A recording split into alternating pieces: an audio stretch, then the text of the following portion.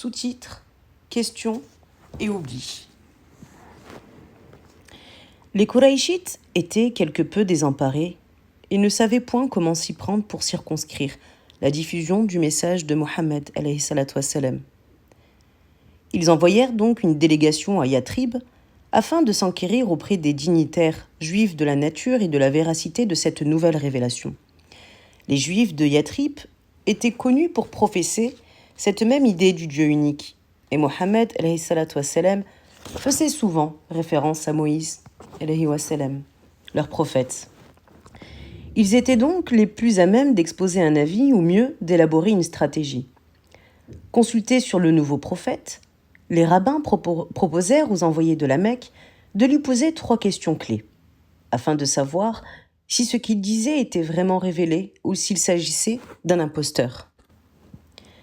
La première question était relative à la connaissance d'une histoire ou s'il s'agissait d'un imposteur.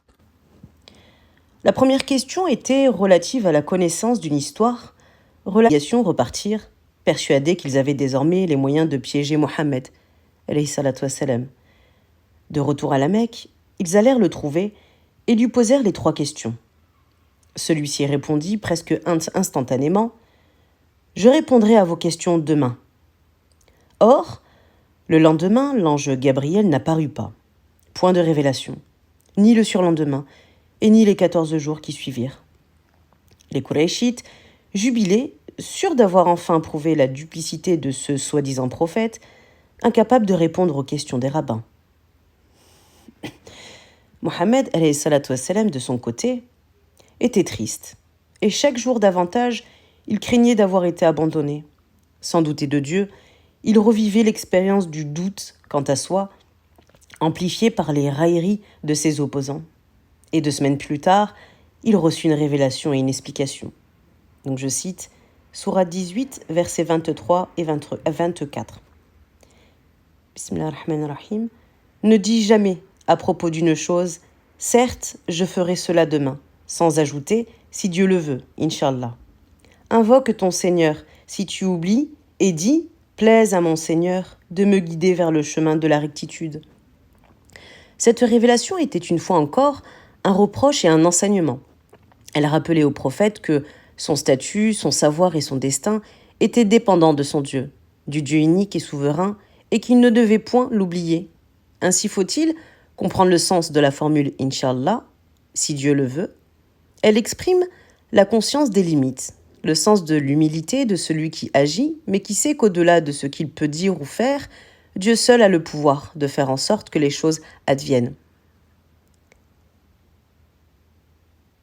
Il ne s'agit point d'un message fataliste. Il n'est point question de ne pas agir, mais, au contraire, de ne jamais cesser d'agir tout en maintenant en sa conscience et en son cœur les réelles limites du pouvoir humain. Le prophète, alayhi salatu wassalam, pour la 2e fois dans cette révélation, était rappelé à l'ordre par le transcendant. Et quelle que soit l'intensité de l'adversité des hommes, ta force et ta liberté sur la terre demeurent dans la conscience permanente de ta dépendance vis-à-vis du Créateur. Ce n'est qu'ensuite que le prophète alayhi salatu wassalam recevra la réponse aux 3 questions posées. L'attente allait paradoxalement renforcer la conviction des croyants et interpeller les interlocuteurs du prophète alayhi salatu wassalam. Son silence, son incapacité de répondre, puis l'exposé tardif des révélations prouvaient que le prophète n'était point l'auteur du livre qui se constituait et qu'il était bien dépendant de la volonté de son Dieu. La réponse à la question d'Ar-Ruh, qui veut dire l'âme, renvoyait directement dans le même sens que l'exigence d'humilité à laquelle il avait été appelé précédemment, au savoir supérieur de l'unique. Je cite Sourate 17, verset 85. Il t'interroge au sujet de l'âme, Ar-Ruh.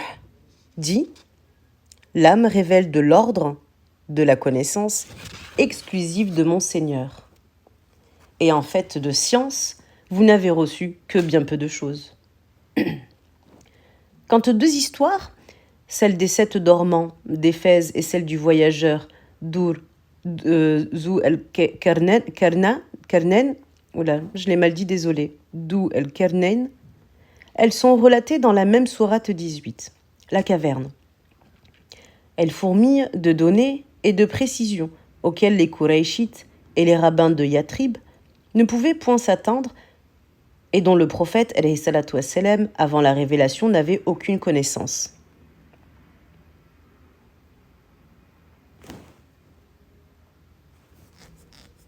Dans cette même sourate, on trouve l'histoire de Moïse, alayhi wassalam, qui, dans un moment d'oubli et de négligence, avait laissé échapper l'idée que, compte tenu de son statut de prophète, il savait. Dieu va alors le mettre à l'épreuve du plus savant que lui. Le personnage d'El-Khidr dans le Coran, qui est cité dans cette histoire qui est citée dans le Coran, sourate 18, verset 60 au verset 82, qui l'initie à la compréhension du savoir supérieur de Dieu, à la patience et à la sagesse, de savoir rester humble et de ne point trop poser de questions. De l'expérience de Moïse, alayhi wassalam, qui a été si impatient à celle de Mohammed, alayhi salatu wassalam, en passant par l'enseignement destiné à tous les êtres humains, lesquels en fait de savoir n'ont reçu que peu de choses, tout rappelle aux musulmans la conscience de leur fragilité et de leur besoin de Dieu. Et la sourate, la caverne, est entièrement traversée par cet enseignement. Plus tard, le prophète, alayhi salatu wassalam, recommandera à chaque musulman de lire cette sourate en entier tous les vendredis, donc la sourate, la caverne, El-Kaf, pour se rappeler, semaine après semaine, qu'il ne faut pas oublier, s'oublier, l'oublier. Sous-titre, l'Abyssinie. Les humiliations et les persécutions augmentaient au gré de la révélation des versets du Coran. Désormais, celles-ci ne ciblaient plus uniquement les plus vulnérables parmi les musulmans, mais également les hommes et les femmes dont le statut aurait normalement dû les protéger, comme c'était le cas d'Abu Bakr, radiallahu anhu, mais qui commençaient à leur tour à essuyer des mauvais traitements. Mohammed, alayhi salatu wassalam, protégé par son oncle Abu Talib, était l'objet de colibés et de sarcasmes, mais il n'était point maltraité physiquement. Constatant la détérioration du climat à la Mecque, le prophète alayhi salatu wassalam fit la suggestion suivante. Si vous alliez au pays des Abyssins, vous y trouveriez un roi sous la tutelle duquel personne ne subit d'injustice. C'est un pays de sincérité dans la religion. Vous y resteriez jusqu'à ce que Dieu vous délivre de ce dont vous souffrez actuellement. Alors le prophète, alayhi salatu wassalam, faisant référence au roi d'Abyssinie, qui correspond à l'Éthiopie aujourd'hui, le Négus, qui était chrétien et qui avait la réputation d'être respectueux et juste avec ses administrés. Les préparatifs commencèrent donc pour une partie de la communauté, et finalement, un certain nombre d'individus isolés et de familles quittèrent discrètement la Mecque pour vivre la première émigration, el-Hijra el-Oula. Au total, on comptait une centaine de personnes, 82 ou 83 hommes et près de 20 femmes. Nous étions en 615, 5 ans après le début de la révélation et 2 ans après le commencement de l'appel public. La situation était devenue particulièrement difficile, au point d'avoir à prendre le risque de s'exiler très loin dans une région qui restait, de fait, bien étrangère aux destinations habituelles des habitants de la Mecque. Uthman ibn Affan et son épouse Ruqayya, la fille du prophète, faisaient partie de ce groupe, de même qu'Abu Bakr, mais celui-ci s'en retournera lorsque, sur la route, il rencontra un dignitaire mécois qui lui assura sa protection. On y trouvait également Salama, qui allait devenir plus tard la femme du prophète, et par laquelle nous est parvenu le récit des différents épisodes de l'émigration en Abyssinie.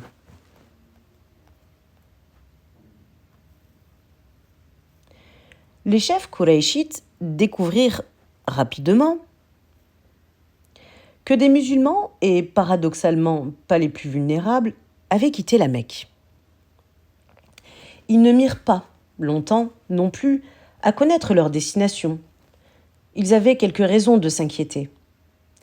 Si ce petit groupe de musulmans réussissait à s'installer ailleurs, il n'avait pas manqué de ternir la réputation des habitants de la Mecque, et le cas échéant, d'attiser l'adversité à leur rencontre, voire de tenter d'établir une alliance contre eux avec un roi dont ils savaient qu'il partageait cette foi en un Dieu unique. Alors que les musulmans étaient partis depuis quelque temps déjà, les chefs de Quraysh décidèrent d'envoyer 2 émissaires auprès du Négus, afin de le dissuader d'offrir sa protection à ces immigrés et de l'inciter à les renvoyer à la Mecque. Les 2 émissaires se rendirent donc à la cour du Négus avec de nombreux cadeaux qu'ils savaient très appréciés par les dignitaires abyssins. Ils rencontrèrent ces derniers un à un, leur remirent leurs présents et s'assurèrent de leur précieux soutien au moment d'exposer leurs requêtes auprès du roi. Sous-titre devant le Négus. Amr ibn el-As et Abdallah ibn Rabi'a auraient aimé que le roi les écoutât et qu'il acceptât de renvoyer les musulmans sans même entendre ces derniers. Le Négus, donc le roi, refusa, en affirmant que ceux qu'il avait choisis pour les protéger avaient le droit d'exposer leurs arguments. Il les fit appeler pour une audience qui devait réunir les émissaires de la Mecque et une délégation des émigrés musulmans. Ceux-ci choisirent Jafar ibn Abi Talib, sage et bon orateur, pour les représenter et répondre aux questions du roi. Celui-ci les interrogea sur les causes de leur exil et en particulier sur le contenu de ce nouveau message apporté par leur prophète. Jafar exposa au roi les principes fondamentaux contenus dans la révélation et matérialisés par l'enseignement de Mohammed, alayhi salatu wassalam. La foi en un Dieu unique, le refus de l'idolâtrie, l'impératif de respecter les liens de parenté, de dire la vérité, de s'opposer à l'injustice, etc. Jafar ajouta que c'était à cause de ce message que les gens de Quraysh les persécutaient et qu'ils avaient donc décidé de se réfugier en Abyssinie auprès du roi Négus, qui avait la réputation d'être juste et tolérant. Ce dernier demanda à Jafar s'il avait une copie ou s'il pouvait réciter un passage du texte de la révélation apportée par leur prophète. Jafar répondit par l'affirmatif et se mit à psalmodier quelques versets de la sourate Maryam. Sourate 19, versets 16 à 21. Et mentionne Marie dans le livre lorsqu'elle se retira en un endroit situé à l'est, loin de sa famille, et étendit un voile entre elle et les siens. C'est alors que nous lui envoyâmes notre esprit, qui se présenta à elle sous la forme d'un homme accompli. Elle lui dit : « Je cherche refuge contre toi, auprès du tout miséricordieux, si tant est que tu le craignes. Je ne suis, dit-il, qu'un envoyé de ton Seigneur, chargé de te faire présent d'un garçon immaculé. » Comment, s'étonna-t-elle, pourrais-je avoir un enfant alors qu'aucun être humain ne m'a jamais touchée et je n'ai jamais été une femme aux mœurs légères ? Il lui fut répondu : « Ainsi en a décidé ton Seigneur, qui a dit : rien n'est plus facile pour moi. Nous ferons de cet enfant un signe pour les hommes et une miséricorde émanant de nous. » Et c'est là un décret irrévocable. Le roi et ses dignitaires furent émus par la beauté du texte psalmodié en arabe, et ils le firent encore davantage quand le texte leur fut traduit et qu'ils comprirent qu'il s'agissait de l'annonce de la naissance miraculeuse de Jésus. Le roi Négus s'exclama : « En vérité, cela vient de la même source que ce qu'apportait Jésus. » Et il se tourna vers les 2 émissaires mécois pour les y conduire et leur signifier qu'il ne leur livrerait point les immigrés musulmans auxquels il continuerait à offrir un refuge. Ammar et Abdallah se retirèrent dépités, mais très vite, Ammar décida qu'il irait à nouveau voir le Négus pour l'informer de ce que ce nouveau message dit vraiment de Jésus, et qui ne correspond en rien à ce que les chrétiens croient. Il s'exécuta le lendemain, et le roi, après l'avoir écouté, convoqua à nouveau Jafar et sa délégation, en exigeant d'en savoir plus sur ce que disait le prophète à propos de Jésus. Ceux-ci avaient pris conscience du danger de cette rencontre. L'exposé des différences entre les deux messages pouvait amener le roi Négus à les renvoyer. Ils décidèrent néanmoins de s'en tenir au contenu du message et de dire ce qu'il en était en toute vérité. À la question directe du Négus « Que professez-vous au sujet de Jésus, le fils de Marie ?» Et Jafar répondit de façon non moins directe et claire « Nous en disons ce que nous a appris notre prophète. Il est le serviteur de Dieu, son messager, son esprit, son verbe, qu'il a insufflé en Marie, la Sainte Vierge. » Il n'y avait ici nulle mention de son statut de fils de Dieu. Et pourtant, le roi Négus réagit en saisissant un bâton et en s'exclamant « Jésus, le fils de Marie, ne dépasse pas ce que tu viens de dire de la longueur de ce bâton. » Les dignitaires religieux furent surpris de cette réponse, se manifestèrent en tout sautant, mais le roi Négus les ignora et exigea que les deux émissaires mécois soient renvoyés et qu'ils remportent avec eux la totalité de leurs cadeaux. Aux musulmans, il renouvela son accueil et les assura qu'ils trouveraient chez lui une protection et sécurité. Le revers était de taille pour les Mécois, dont la vengeance allait s'exprimer par l'augmentation des représailles après le retour des deux émissaires. De leur côté, Jafar et sa communauté avaient trouvé un pays majoritairement chrétien, où, bien qu'ils soient exilés et ne partagent pas la foi de la population, ils étaient reçus, protégés et tolérés. Ils avaient décidé de dire la vérité. Au moment le plus risqué de la rencontre avec le roi Négus, ils n'avaient pas cherché à esquiver la question ou à mentir au sujet de ce que le prophète Mohammed disait de Jésus, le fils de Marie. Il risquait certes d'être renvoyé et extradé, mais il n'était point dans la situation de Ammar, qui, sous la torture, avait verbalement renié pour sauver sa vie. Ici donc, malgré les périls, point d'échappatoire. Les musulmans s'en étaient tenus à leurs convictions, qu'ils avaient exprimées avec sincérité et honnêteté. Ils n'avaient pas d'autre choix que de dire la vérité. Ils l'ont dite. Il est à noter, au demeurant, que Jafar avait commencé par mettre en avant les similitudes des deux révélations. Les premiers versets qu'il récita signifiaient clairement que la source du message était la même et que les musulmans, adhérant à la nouvelle révélation, adoraient le même Dieu que les chrétiens et reconnaissaient leur prophète. Ce sont les émissaires de la Mecque qui cherchèrent à mettre en évidence les différences pour semer la discorde. Mais Jafar a assumé avec la même promptitude d'exposer le message de sa foi avec ses distinctions et ses différences. La seule présence des musulmans en Abyssinie envoyait au fond un autre message aux chrétiens. Ils reconnaissaient dans le roi Négus un homme de principe et de justice, et c'est pourquoi il avait décidé de se réfugier chez lui. Le roi Négus n'était pas musulman, mais il avait parfaitement entendu la double portée, explicite et implicite, du message apporté par les musulmans. Notre Dieu est le même, le Dieu unique, quelles que soient les différences entre nos textes et nos croyances, nos valeurs de respect et de justice sont les mêmes, quelles que soient les divergences de nos textes. Le roi entendit et accueillit ses fidèles d'une autre foi.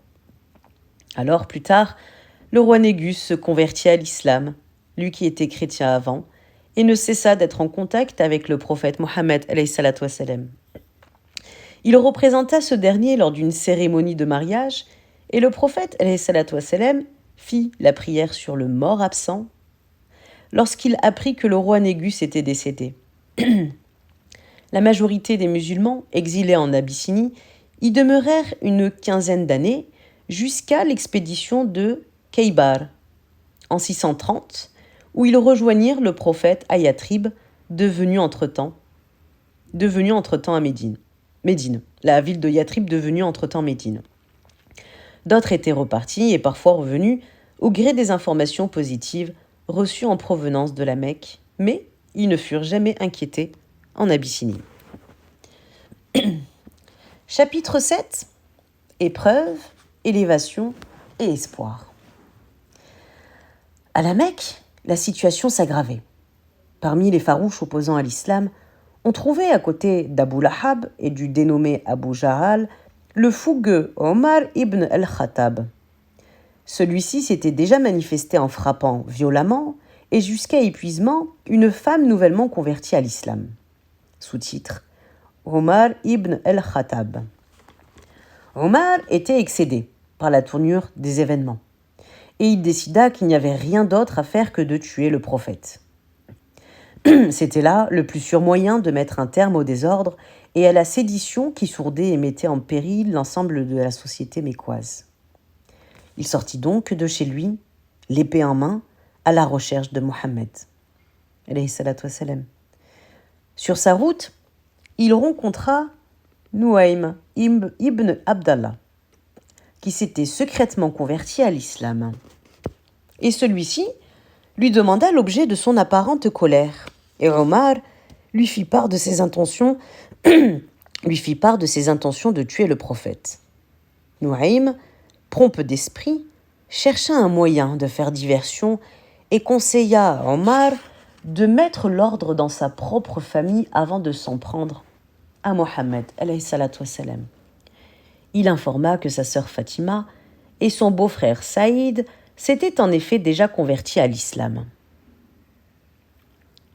Stupéfait et furieux, Omar changea ses plans immédiats et décida d'aller trouver sa sœur.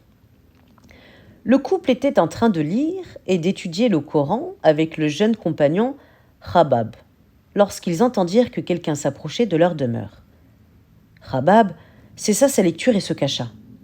Omar avait entendu qu'on récitait quelque chose à l'intérieur. Et il apostropha sa sœur et son mari de façon froide et agressive en leur demandant de quoi il s'agissait. Tous deux nièrent les faits, mais Omar insista en affirmant qu'il avait bien entendu qu'il récitait un texte. Ils refusèrent de répondre, ce qui attisa la colère de Omar. Alors Omar se jeta sur son beau-frère pour le frapper. Et lorsque sa sœur chercha à s'interposer, Omar la frappa violemment et elle se mit à saigner. La vue du sang sur le visage de sa sœur eut un effet immédiat. Et Omar s'arrêta tout net. À ce moment précis, sa sœur lui lança avec fougue. « Oui, nous sommes musulmans et nous croyons en Dieu et en son envoyé. Quant à toi, fais maintenant ce que tu veux. » Omar resta interdit, partagé entre le regret d'avoir blessé sa sœur et la stupeur de l'annonce qui venait de lui être faite. Il demanda à sa sœur alors de lui remettre le texte qu'ils étaient en train de réciter au moment de sa venue, et sa sœur exigea de lui qu'il fît d'abord ses ablutions pour se purifier. Calmé, Omar, mais encore ébranlé, il accepta, il fit ses ablutions, puis il se mit à lire le texte suivant, donc la sourate 20, versets 1 à 8. Bismillahirrahmanirrahim. Ta-ha. Nous ne t'avons pas envoyé le Coran pour te rendre malheureux, mais comme un rappel pour celui qui craint le Seigneur, et comme une révélation émanant de celui qui a créé la terre et les cieux sublimes, l'infiniment bon qui s'est établi sur le trône, le souverain des cieux, de la terre, des espaces interstellaires et de tout ce qui s'y trouve dans les profondeurs du sol. Que tu élèves ta voix ou non, il connaît tous les secrets et les pensées les plus intimes. Il est Dieu. Il n'y a de divinité que lui et il porte les plus beaux noms. C'étaient les premiers versets et Omar continua à lire la suite du texte qui relatait l'appel de Dieu à Moïse sur le mont Sinaï jusqu'à ce qu'il parvienne au verset, sourate 20, verset 14, « En vérité, je suis Dieu. Il n'y a pas d'autre Dieu que moi. Adore-moi et accomplis la prière afin de te souvenir de moi. » Omar cessa alors sa lecture et manifesta son engouement pour la beauté et la noblesse de ses paroles. Khabab, encouragé par l'apparente bonne disposition de Omar, sortit alors de sa cachette. Il lui révéla qu'il avait entendu une invocation du prophète dans laquelle celui-ci demandait à Dieu de soutenir sa communauté par la conversion d'Abu el-Hakam ou de Omar ibn al-Khattab.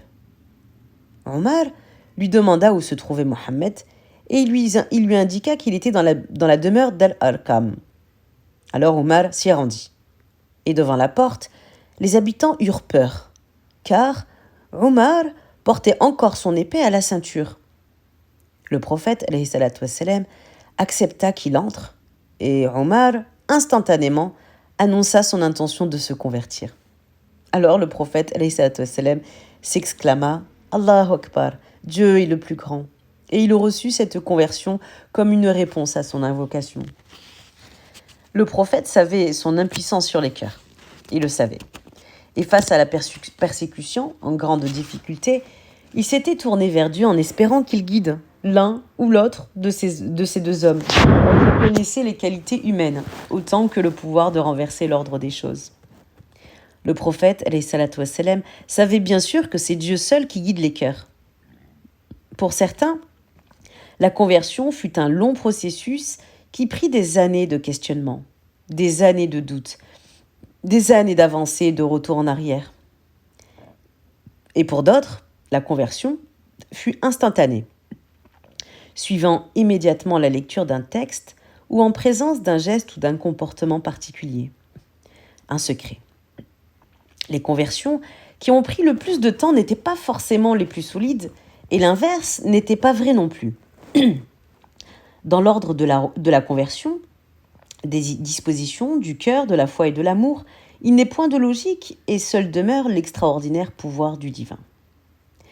Omar était sorti de chez lui, avec la volonté de tuer le prophète, alayhi salatu wassalam, aveuglé par son absolue négation du Dieu unique, puis le voilà, quelques heures plus tard, changé, transformé, au terme d'une conversion dont la source fut un texte et le sens de Dieu. Il deviendra l'un des plus fidèles compagnons de celui dont il avait espéré la mort.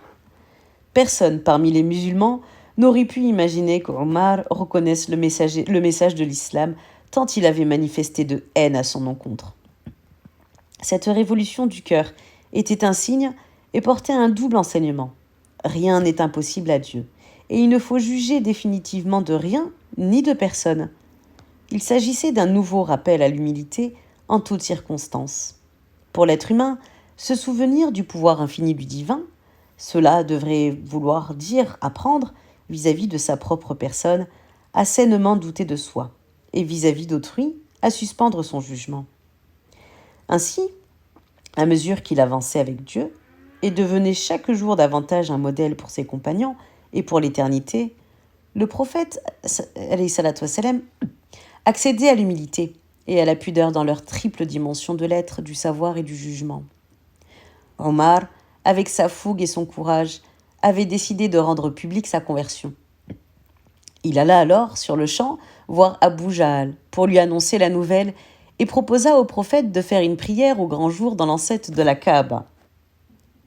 Petite annotation, depuis ce jour, le surnom de Omar ibn al-Khattab fut El-Farouq, c'est-à-dire celui qui établit la distinction, en référence à sa volonté de distinguer la communauté musulmane ayant accepté la vérité du message des Quraysh obstinés dans l'ignorance.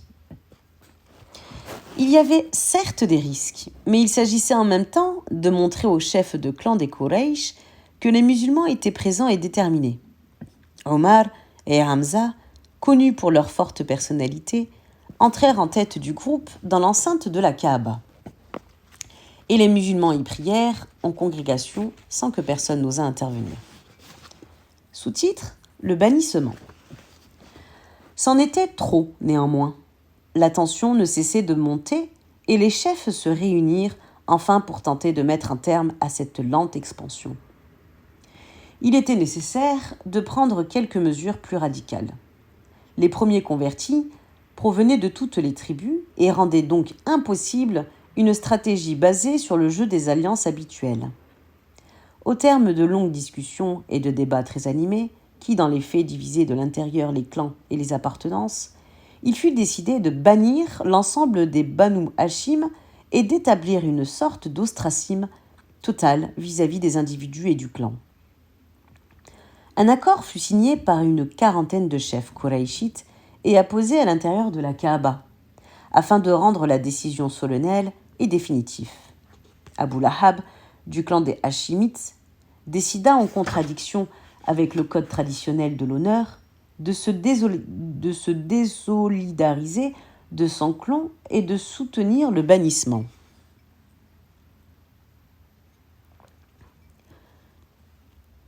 Quant à Abu Taleb eut l'attitude inverse et continua à soutenir son neveu, ce qui obligea les Quraysh à inclure de fait le clan des Muttalib dans le boycott. La décision était radicale et il s'agissait d'éviter tout contact avec les membres du clan, de ne plus épouser leurs filles ni leurs garçons, de ne plus faire face avec eux de commerce, ni d'établir avec eux un contrat de tout autre type et tout à l'avenant. La mise au ban devait être totale et durerait aussi longtemps que les deux clans accepteraient que Mohammed continua de prêcher son message. Ce dernier devait cesser sa mission et ne plus faire référence au Dieu unique. Craignant pour leur sécurité, les Banu Hachim décidèrent de s'installer tous ensemble dans une même région de la vallée de la Mecque. Ils étaient isolés, et même si le boycott n'était point absolu et que des parents faisaient parvenir clandestinement des vivres et des provisions aux Banu Hachim, la situation devint grave. Et ils étaient de plus en plus nombreux à souffrir de la maladie et de la faim. Le bannissement dura près de 3 ans et fragilisa économiquement les deux clans, qui manquaient de vivres et traversaient des périodes d'intense disette. Abu Bakr, qui avait perdu pratiquement sa fortune, et la pression sociale et psychologique était insurmontable. Du côté des Quraysh, beaucoup étaient d'avis que ce boycott était infondé, voire inutile. D'autres étaient bien sûr liés au clan par des liens de parenté qu'il était impossible d'oublier et de nier. Les tentatives de mettre fin au bannissement s'étaient multipliées tout au long des 3 ans, mais elles n'avaient jamais abouti, car un certain nombre de dignitaires, à l'instar d'Abu Lahab et Abu Jahal, refusaient d'entrer en matière. C'est finalement l'initiative de quelques individus, cherchant des alliés dans chacun des clans, qui réussit à inverser la tendance.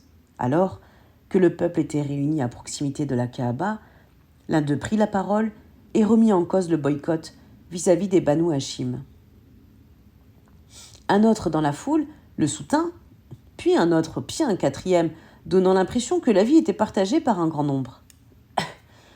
Abu Jahal tenta d'intervenir, mais l'assemblée, dont beaucoup partageaient cet avis, mais n'osaient s'exprimer, allait très majoritairement dans le sens du refus du boycott.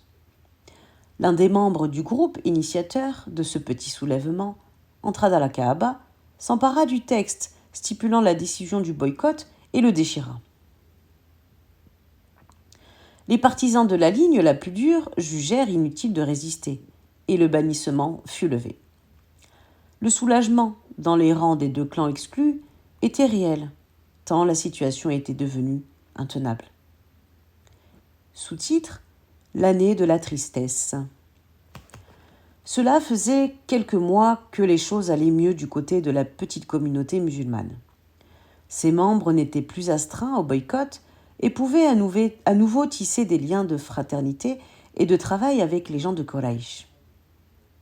Le prophète, alayhi salatu wassalam, continua à transmettre son message et la visibilité voulue par Omar ibn al-Khattab était devenue une réalité dans la vie quotidienne, à la Mecque.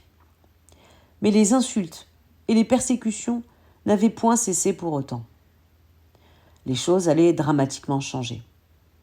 Khadija, la femme du prophète, radiallahu anha, décéda peu de temps après la levée du bannissement. Elle avait été la femme, la compagne de foi et le soutien le plus solide du prophète, alayhi salatu wassalam, pendant plus de 25 ans. Et Dieu la rappela à lui, 9 ans après le début de la prédication, en 619 de l'ère chrétienne. La tristesse du prophète était très profonde. Il avait reçu de l'ange Gabriel très tôt la bonne nouvelle de l'élection de son épouse Et il savait que la présence de Khadija à ses côtés était l'un des signes de la protection et de l'amour divin. À la lumière de sa présence et de son rôle dans sa vie, il est possible d'appréhender la multitude de sens possibles contenus dans l'idée de vêtements qui se trouve dans un verset qui sera révélé bien plus tard à propos de la relation entre les époux. L'idée de vêtements qui se trouve dans un verset qui sera révélé bien plus tard à propos de la relation entre les époux. Le verset suivant, sourate 2, verset 187. Elles sont un vêtement pour vous et vous êtes un vêtement pour elles. Khadija fut ce vêtement qui protège, cache et offre la chaleur, la force, le prestige, la dignité et la pudeur. Radiallahu anha. Il ne se passa pas longtemps avant que l'oncle du prophète, Abu Talib, grâce auquel il avait jusqu'alors bénéficié de l'immunité parmi les Quraysh, ne tombe gravement malade à son tour. Et Mohammed se rendit à son chevet alors qu'il était prêt de rendre son dernier souffle. Abu Talib confirma qu'il avait été heureux de protéger son neveu, qui avait toujours été mesuré et juste. Et le prophète l'invita à prononcer l'attestation de foi avant de s'en aller, et ce pour qu'il puisse intercéder pour lui auprès de Dieu. Abu Talib, animé par le code de l'honneur de son clan, affirma qu'il craignait que les Quraysh pensent qu'il avait prononcé l'attestation de foi par crainte de la mort. Ils n'eurent point le temps de poursuivre leur discussion que Abu Talib décéda, alors que le prophète était à son chevet. Cet homme qui, avec dignité et courage, lui avait assuré sa protection, avec son amour et son respect, n'avait point accepté l'islam. Mohammed l'aimait et le respectait, et sa tristesse n'en était que plus intense. De cette tristesse et de cette impuissance, un verset, révélé en relation avec cet événement, offrit un enseignement éternel quant à la disposition et au secret des cœurs. Je cite, sourate 28, verset 56. Tu ne peux certes guider vers la foi qui tu aimes, mais seul Dieu guide qui il veut. Il est le plus savant quant à connaître ceux qui sont bien guidés. En l'espace de quelques mois, le prophète alayhi salatu wassalam semblait être devenu doublement vulnérable. Il avait perdu l'être qui lui offrait l'amour, donc sa femme, et celui qui lui assurait la protection, Abu Talib et sa femme. Malgré la peine, la souffrance et le trouble, il fallait réagir au plus vite et trouver les moyens de protéger la communauté des musulmans qui étaient restés à la Mecque. Mohammed alayhi salatu wassalam décida de solliciter un soutien à l'extérieur de la cité. Sous-titre : à Taïf, un esclave. Le prophète alayhi salatu wassalam se rendit dans la ville de Taïf et s'adressa aux dignitaires de la tribu de Taqif, afin qu'ils entendent le message de l'islam et qu'ils acceptent de protéger les musulmans contre leurs ennemis. Il fut reçu très froidement, et les chefs se moquèrent de sa prétention à être un prophète. Si tel était le cas, comment Dieu pouvait-il ainsi laisser son envoyé obligé d'aller quémander un soutien auprès de tribus étrangères ? Non seulement ils n'entrèrent point en matière, mais ils mobilisèrent contre lui la population. Alors qu'ils sont retournés, des insultes saluaient son passage et des enfants lui jetaient des pierres. Ils étaient de plus en plus nombreux à se rassembler sur son passage et à l'accompagner de leurs railleries. Il dut finalement chercher refuge dans un verger afin d'échapper à ses poursuivants. Et là, le prophète alayhi salatu wassalam se cacha et s'isola. Il était seul et n'avait trouvé aucune protection parmi les hommes. Il se tourna alors vers l'unique et l'invoqua. Donc je cite : Ô Dieu, à toi je me plains de ma faiblesse, de mon impuissance et de ma miséricorde condition et de ma misérable condition devant les hommes. Ô le plus miséricordieux des miséricordieux, tu es le Seigneur des faibles et tu es mon Seigneur. Entre les mains de qui, donc, veux-tu donc me livrer? À quelques étrangers lointains qui me maltraitera? Ou à un ennemi à qui tu aurais donné le pouvoir contre moi? Je ne me fais aucun souci, si tant est que tu ne sois pas courroucé contre moi. Ton gracieux soutien m'ouvrirait néanmoins un chemin plus vaste et un horizon plus large. Je prends refuge dans la lumière de ta face, par laquelle toutes les ténèbres sont illuminées, et les choses de ce monde et de l'autre sont justement ordonnées, afin que tu ne fasses pas descendre sur moi ta colère et que ton courroux ne m'atteigne pas. Pourtant, il t'appartient de blâmer tant que tu n'es pas satisfait. Il n'y a de puissance ni de force qu'en toi. C'est vers l'unique, son protecteur et son confident, qu'il se tourna, au moment où toutes les voies semblaient sans issue. Ces questions n'exprimaient point des doutes quant à sa mission, mais traduisaient clairement son impuissance d'être humain, ajoutée à son ignorance des desseins divins. À cet instant précis, loin des hommes, dans la solitude de sa foi et de sa confiance en l'infiniment bon, il s'en remit littéralement et totalement à Dieu. En cela, cette prière relève toute la confiance et la sérénité que Mohammed puise de sa relation au très rapproché.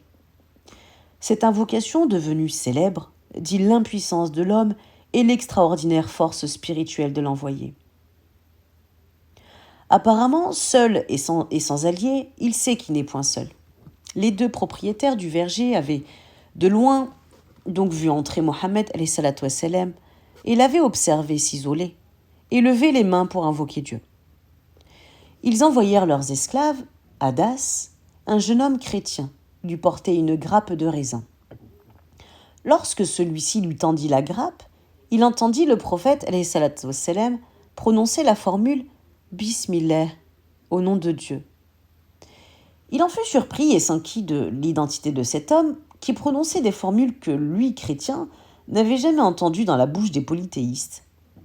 Et Mohammed lui demanda d'où il venait. Et Hadas lui répondit qu'il était originaire de Ninive.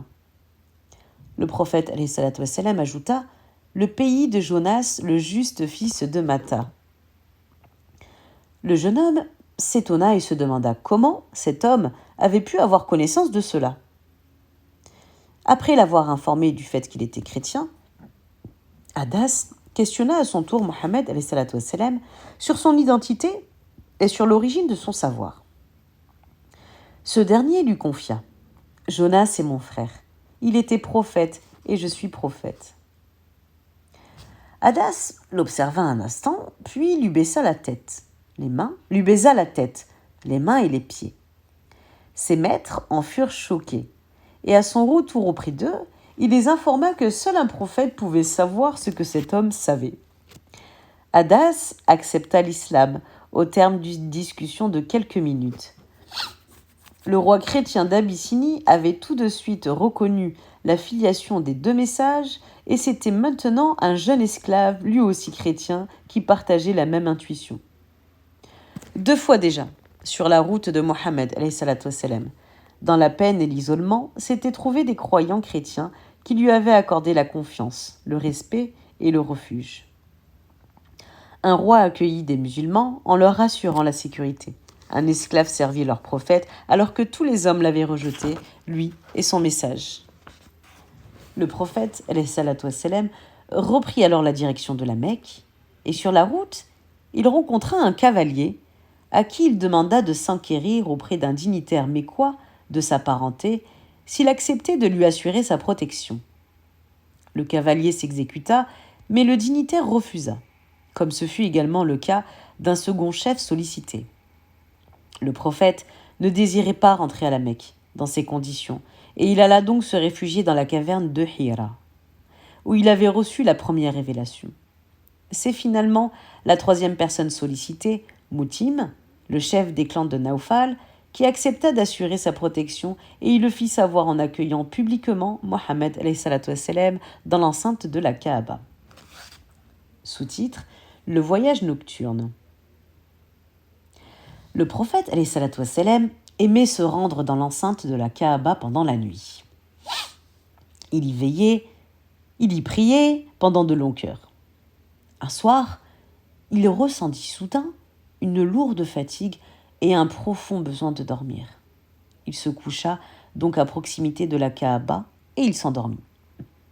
Mohammed alayhi salatu wassalam raconta que l'ange Gabriel vint alors à lui, le secoua par 2 fois, puis l'emmena la 3e fois aux portes de la mosquée où les attendait un animal blanc, entre parenthèses, qui semblait être un mélange entre la mule et l'âne et portait des ailes sur le flanc.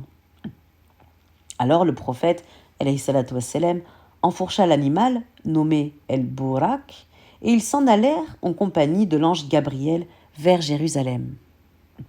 Et là, Mohammed alayhi salatu wassalam rencontra un groupe de prophètes qui l'avaient précédé dans sa mission. Abraham, Moïse et d'autres. Alayhum wassalam. Et il dirigea une prière en commun avec eux sur le site du temple. La prière terminée, le prophète alayhi salatu wassalam fut élevé en compagnie de l'ange Gabriel au-delà de l'espace et du temps. Sur sa route, dans l'ascension des 7 cieux, il rencontra les prophètes qu'il reconnaissait tout de suite, et sa vision des cieux et de la beauté de ses horizons imprégnait son être. Il parvint enfin au lotus de la limite, qu'on dit en arabe Sidrat el-Muntaha, entre parenthèses, qui furent d'abord au nombre de 50, puis réduites à 5 au gré des requêtes du prophète Mohammed alayhi salatu wassalam. Donc là, on parle des prières. C'est là, donc, quand il parvint enfin au lotus de la limite, c'est là que le prophète alayhi salatu wassalam reçut l'injonction des 5 prières par jour. Et la révélation du verset qui fixait les éléments du credo, al-aqida, des musulmans. Donc je cite la sourate 2, verset 285. Bismillah ar-Rahman ar-Rahim. L'envoyé a cru, ainsi que les croyants, en ce qui lui a été révélé de la part de son Seigneur. Tous ont cru en Dieu, en ses anges, en ses livres et en ses envoyés. Nous ne faisons aucune distinction entre ses envoyés. Ils disent « Nous avons entendu et nous avons obéi. Accorde-nous ton pardon, toi, notre Seigneur, et c'est vers toi que s'accomplit le grand retour. » Mohammed alayhi salatu wassalam fut ramené à nouveau à Jérusalem par l'ange Gabriel et El-Bourak, puis de là à la Mecque. Sur la route du retour, il aperçut des caravanes qui faisaient également route vers la Mecque. Il faisait encore nuit quand ils parvinrent dans l'enceinte de la Kaaba. L'ange et la monture s'en allèrent. Et Mohammed alayhi salatu wassalam se rendit chez Hani. Il lui raconta ce qui lui était arrivé. Et celle-ci lui conseilla de n'en rien dire à personne, ce que Mohammed alayhi salatu wassalam refusa. Plus tard, le Coran allait rapporter cette expérience dans 2 passages différents. Dans la sourate dont le titre El-Isra, le voyage nocturne, se réfère directement à l'événement. Sourate 17, verset 1. Bismillah ar-Rahman ar-Rahim. Gloire à celui qui fit voyager de nuit son serviteur de la mosquée sacrée à la mosquée la plus éloignée dont nous avons béni les alentours, afin de lui faire découvrir certains de nos signes. Dieu est en vérité l'audient et le clairvoyant. Et également dans la sourate En-Nejm, qui veut dire l'étoile, sourate 53, versets 4 à 18. Donc je cite, Bismillah ar-Rahman ar-Rahim, c'est en vérité une révélation inspirée que lui a enseigné un être d'une force prodigieuse, doué d'une sagacité inouïe, qui se manifesta devant lui sous forme angélique, alors qu'il se trouvait à l'horizon suprême. Puis l'être se laissa glisser et s'approcha jusqu'à ce qu'il ne fût qu'à une distance de 2 portées d'arc, ou moins encore. C'est alors que Dieu révéla à son serviteur ce qu'il voulait lui révéler. Et le cœur ne saurait démentir ce que les yeux ont vu. Allez-vous donc lui contester ce qu'il a de ses propres yeux vus et alors qu'il avait déjà vu, lors d'une précédente apparition, près du lotus de la limite, non loin du jardin du séjour des bienheureux, au moment où un voile indéfinissable recouvrait le lotus, le regard du prophète n'a ni dévié ni outrepassé la mesure, et c'est ainsi qu'il lui fut donné de voir certains des plus grands signes de son Seigneur.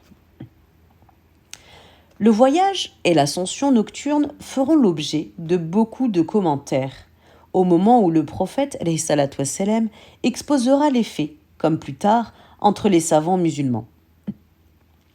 Mohammed alayhi salatu wassalam, se rendit à la Kaaba et raconta son expérience. Les moqueries, les rires et les critiques ne tardèrent pas.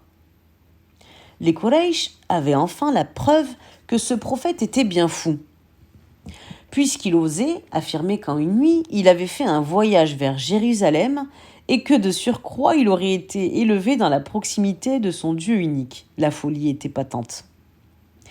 L'expérience du voyage nocturne, présentée dans les livres classiques narrant la vie du prophète comme un don de Dieu et une consécration de l'envoyé, de l'élu, El-Mustafa, fut parmi les hommes une véritable épreuve. Elle marquait une limite entre les croyants, dont la foi rayonnait par la confiance qu'il avait en ce prophète et en son message, et les autres qui pouvaient être ébranlés par l'invraisemblable de tels propos. Une délégation des Quraysh s'empressa d'interpeller Abu Bakr au sujet de son ami fou et insensé. Sa réponse immédiate et franche les surprit. S'il dit une telle chose, elle ne peut être que vraie. La foi et la confiance d'Abu Bakr radiallahu anhu étaient telles qu'il ne fut pas ébranlé une seule seconde. Il alla ensuite questionner personnellement le prophète qui lui confirma les faits et Abu Bakr de répéter avec force « Je te crois, tu as toujours dit la vérité ». Depuis ce jour, le prophète appela Abu Bakr as-Siddiq, qui veut dire « celui qui est véridique, celui qui confirme la vérité ». L'élection prophétique par le voyage nocturne était dans les faits pour les musulmans une véritable épreuve de la confiance, au moment où ceux-ci vivaient une situation des plus difficiles. La tradition rapporte que quelques musulmans quittèrent l'islam, mais la majorité des musulmans eurent confiance en Mohammed alayhi salatu wassalam, et des faits vinrent confirmer, quelques semaines plus tard, certains des propos qu'il avait tenus, comme par exemple l'arrivée de convois dont il avait annoncé la venue, et qu'il avait exactement décrit. C'est la force de cette confiance dans la foi qui allait permettre à la communauté des musulmans de faire face aux futures adversités. Et l'on trouvera désormais toujours au premier rang de cette force spirituelle El-Falouq. Donc c'est El-Falouq, c'est Omar ibn al-Khattab, et As-Siddiq, Abu Bakr, radiallahu anhum. Les savants musulmans ont, depuis l'origine et tout au long de l'histoire, discuté la question de savoir si le voyage nocturne était purement spirituel ou également physique. La majorité d'entre eux penchent pour l'hypothèse d'un voyage à la fois physique et spirituel. Au demeurant, cette question n'est pas essentielle à la lumière des enseignements qui, dans les deux hypothèses, peuvent être tirés de cette extraordinaire expérience du messager. Il y a d'abord, bien sûr, la centralité de la ville de Jérusalem. Le prophète, alayhi salatu wassalam, priait, alors le visage tourné vers la ville sainte. Donc c'était la première qibla, la première direction, c'était Jérusalem. Et c'est sur le site du temple qu'il dirigea la prière en compagnie de tous les prophètes. Jérusalem apparaît ainsi au cœur de l'expérience du prophète et de son enseignement pour l'éternité, comme le double symbole de la centralité par la direction de la prière et de l'universalité par la congrégation en prière de tous les prophètes. Et plus tard qu'à Médine, la Qibla, donc la direction de la prière, changera de direction, donc de Jérusalem vers la Kaaba, pour marquer une distinction avec le judaïsme. Pourtant, cela ne signifiait point une diminution du statut de Jérusalem, et le verset susmentionné faisait le lien entre la mosquée sacrée, donc la Kaaba à la Mecque, et la mosquée éloignée, celle de Aqsa, à Jérusalem. qui établit une filiation spirituelle et sacrée entre les deux villes, bien sûr. L'autre enseignement est d'essence purement spirituelle.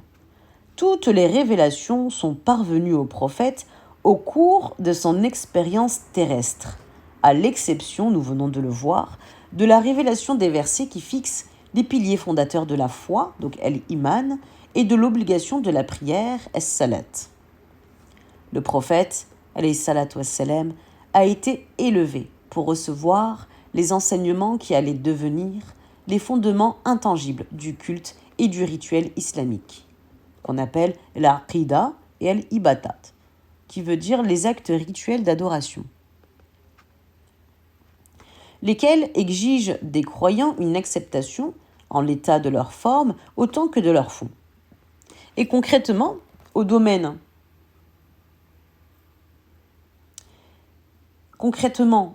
des affaires sociales, qui exigent la médiation créatrice de l'intellect et de l'intelligence des hommes, la rationalité humaine se soumet ici au nom de la foi et en un acte d'humilité, à l'ordre imposé de la révélation. Dieu a prescrit des exigences et des normes que la conscience doit entendre et appliquer et le cœur aimer. Élevé pour recevoir la prescription de la prière rituelle, le prophète alayhi salatu wassalam et son expérience révèlent ce que la prière doit être par essence.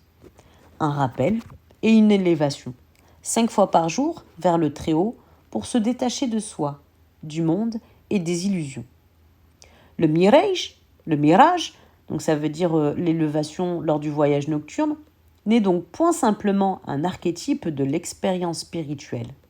Il recèle le sens profond de la prière qui, au moyen du verbe de l'Éternel, doit permettre de libérer la conscience des contingences, de l'espace et du temps dans la proximité du sens de la vie et de la vie.